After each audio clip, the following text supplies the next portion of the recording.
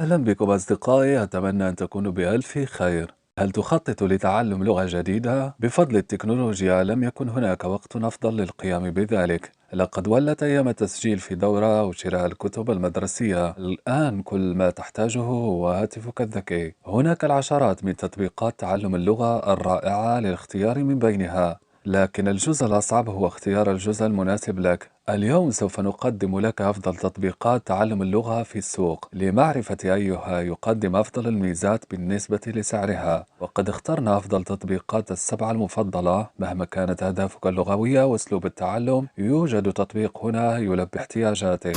نبدأ مع التطبيق الأول وهو بابل. سرعان ما أصبح بابل أحد أكثر تطبيقات تعلم اللغة شيوعاً، حيث تم بيع أكثر من 10 ملايين اشتراك. تم تصميم البرنامج من قبل لغويين ويجمع بين التعلم التقليدي والدروس المبتكرة والتفاعلية. يستخدم التطبيق طرق تدريس مجربة وقائمة على الأدلة، ويقدم التعلم بتنسيقات مختلفة. يقدم بابل العديد من هياكل التسعير المختلفة، يتيح لك الاشتراك الشهري، الدفع كل شهر أو 3 أشهر أو 6 أشهر أو سنة. كلما طالت مدة الاشتراك قل المبلغ الذي تدفعه شهريا. يمكنك أيضا الحصول على ضمان استرداد الأموال لمدة 20 يوما في حالة عدم رضاك عن الاشتراك. يتمتع بابل بتقييمات ممتازة. يحصل التطبيق على 4.7 من أصل 5 نجوم في المتوسط. يبذل المطور قصارى جهده للرد على ملاحظة العملاء سواء كانت إيجابية أو سلبية. من بين الفوائد التي في التطبيق: حوار تفاعلي للمساعدة في النطق، دروس من 10 إلى 15 دقيقة لتناسب جدولك الزمني، أسلوب تدريس فريد وغامر. نمر الآن إلى السلبيات. نذكر بعض السلبيات والتي من بينها شكل مشابه للتعلم التقليدي وغير مناسب للجميع، إضافة إلى ذلك محتوى أقل للغات الأقل شيوعا. نمر الآن إلى التطبيق الثاني وهو ديولينجو. أصبح ديولينجو تطبيق تعلم اللغة الأكثر شعبية اليوم، ولسبب وجيه. يقدم التطبيق دروسا على شكل ألعاب لمساعدتك على تعلم أكثر من 35 لغة مختلفة. يستخدم التطبيق طرق التدريس العلمية لمساعدتك على التعلم. يتم تخصيص الدروس لتناسب أسلوب التعلم الخاص بك، ويمكنك التعامل مع مجموعة متنوعة من المهارات اللغوية. الدروس تقدمية، مما يعني أن كل منها يبني على الدروس السابقة. لا يمكنك التقدم حتى تفتح كل مستوى من خلال الإجابة على عدد كاف من الإجابات الصحيحة. وإذا كنت تقضي وقتا طويلا بعيدا عن التطبيق، فستجعلك تكرر بعض الدروس للتأكد من أنك لازلت حافظا لكل ما تعلمته. مراجعات ديولينجو تتحدث عن نفسها بمتوسط تقييم 4.7 من أصل 5 نجوم. يفوز ديولينجو بانتظام بجائزة اختيار المحرر من أب ستور. من بين الفوائد: تعلم لغة مجاني، دروس جيدة التنظيم وتقديمية. من بين السلبيات نجد محتوى أقل للغات أقل شيوعا، التزام لتعلم الموضوعات بترتيب معين، عدد قليل من الاحتمالات العلمية في العالم الحقيقي.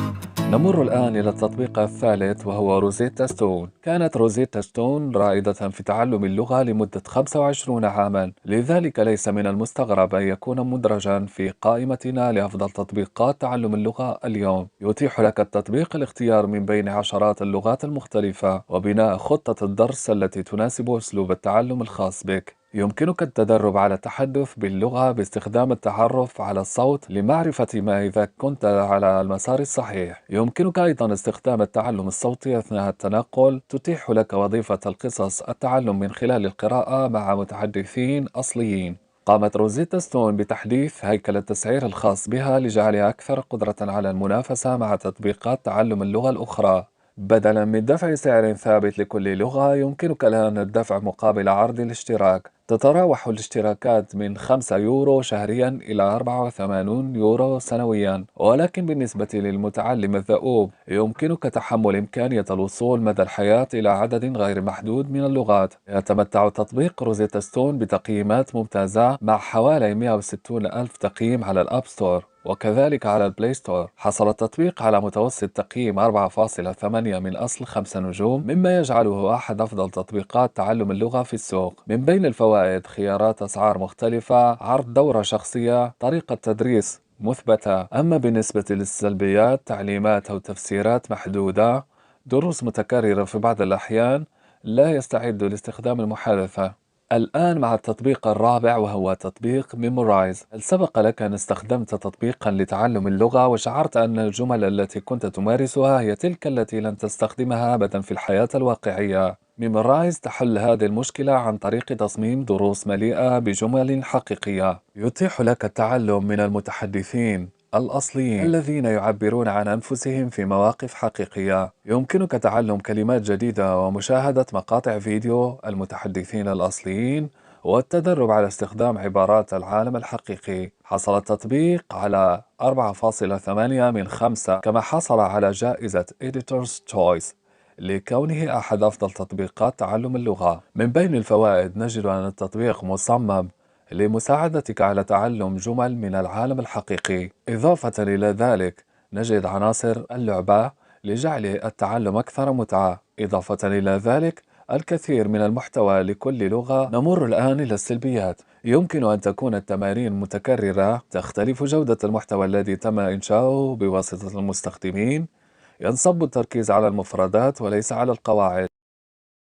الآن مع التطبيق الرابع وهو تطبيق ميمورايز. هل سبق لك أن استخدمت تطبيقا لتعلم اللغة وشعرت أن الجمل التي كنت تمارسها هي تلك التي لن تستخدمها أبدا في الحياة الواقعية؟ ميمورايز تحل هذه المشكلة عن طريق تصميم دروس مليئة بجمل حقيقية، يتيح لك التعلم من المتحدثين الأصليين الذين يعبرون عن أنفسهم في مواقف حقيقية. يمكنك تعلم كلمات جديدة ومشاهدة مقاطع فيديو المتحدثين الأصليين والتدرب على استخدام عبارات العالم الحقيقي. حصل التطبيق على 4.8 من 5، كما حصل على جائزة Editor's Choice لكونه أحد أفضل تطبيقات تعلم اللغة. من بين الفوائد نجد أن التطبيق مصمم لمساعدتك على تعلم جمل من العالم الحقيقي. إضافة إلى ذلك نجد عناصر اللعبة لجعل التعلم أكثر متعة. إضافة إلى ذلك الكثير من المحتوى لكل لغة. نمر الآن إلى السلبيات. يمكن أن تكون التمارين متكررة، تختلف جودة المحتوى الذي تم إنشاؤه بواسطة المستخدمين، ينصب التركيز على المفردات وليس على القواعد. نمر الآن إلى تطبيق آخر وهو تطبيق بوصو. يتتبع بوصو نهجا موجها نحو الهدف لتعلم اللغة، مما يسمح لك بوضع أهداف دراسية وخطة دراسية لمساعدتك على تحقيق تلك الأهداف. يستخدم التطبيق دروسا ذات طابع خاص لمساعدتك على تعلم المفردات وتحسين مهارات المحادثة لديك تدريجيا. يعتمد كل درس على الدرس السابق لتقوية ذاكرتك، مما يساعدك على تحقيق الطلاقة بشكل أسرع. على الرغم من أن بوصو ليس لديه نفس عدد المستخدمين مثل بعض تطبيقات تعلم اللغة الأكثر شيوعاً، إلا أنه يتمتع بتعليقات رائعة من أولئك الذين استخدموها. يحتوي التطبيق على حوالي 63 ألف تقييم، بمتوسط تقييم 4.7 من أصل 5 نجوم. من بين الفوائد نجد التفاعل مع المتحدثين الأصليين، النهج موجه نحو الهدف، دورات جيدة التنظيم. أما بالنسبة للسلبيات، تمارين محدودة للنطق والقراءة والاستماع، تمارين رتيبة في بعض الأحيان، مجموعة صغيرة من اللغات. تطبيق آخر وهو بيمسلا. على عكس تطبيقات تعلم اللغة الأخرى التي تتميز بألعاب تفاعلية على الشاشة، تم تصميم بيمسلا خصيصا لمساعدتك على التعلم من خلال الاستماع. يستخدم بيمسلا تنسيقا صوتيا، مما يعني أنه من السهل التعلم أثناء التنقل، ولأنك تستمع إلى متحدثين أصليين فإنك تتعلم بسرعة المفردات والاستماع إلى الفهم. لاحظ أن التطبيق متاح باللغة الإنجليزية فقط. لا يحتوي تطبيق بيمسلا حتى الآن على عدد كبير من المستخدمين، ولكن أولئك الذين يستخدمونه يعطونه تقييمات رائعة، من خلال ما يقرب من 4400 تقييم على متجر التطبيقات. حصل التطبيق على متوسط تقييم 4.7 من أصل 5 نجوم. من بين الفوائد نجد تعلم أثناء التنقل، تعلم مع متحدثين أصليين، إضافة إلى توفر التطبيق على 50 لغة للاختيار من بينها. أما عن السلبيات، اشتراك باهظ الثمن، التعلم البصري محدود، ولا يساعدك التطبيق في القراءة أو الكتابة. تطبيق رائع آخر موجود على القائمة وهو تطبيق دروبس. لدى دروبس نهج فريد لتعلم اللغة، وهو مثالي للمتعلمين الذين يحبون الأشياء المرئية. تم تصميم دروبس خصيصا لمساعدتك في بناء مفرداتك. للقيام بذلك تجمع بين الصور وألعاب الجمعيات وأساليب التدريس. يساعدك الصوت الموجود في التطبيق على تعلم النطق أثناء قراءة الكلمات. تتميز دروبس بأسلوب مثير للاهتمام، والذي يحد من تعلمك ل5 دقائق في اليوم اعتمادا على التطبيق. يمنعك هذا من إرهاق نفسك أو محاولة تعلم الكثير من الأشياء في وقت واحد. ونعم، ينطبق حد ال5 دقائق هذا حتى مع الاشتراك المدفوع. حصلت دروبس على جائزة Editor's Choice على الأب ستور، وتعليقات رائعة من مستخدميها مع أكثر من 50,000 تقييم. حصل التطبيق على متوسط تقييم 4.8 من أصل 5 نجوم.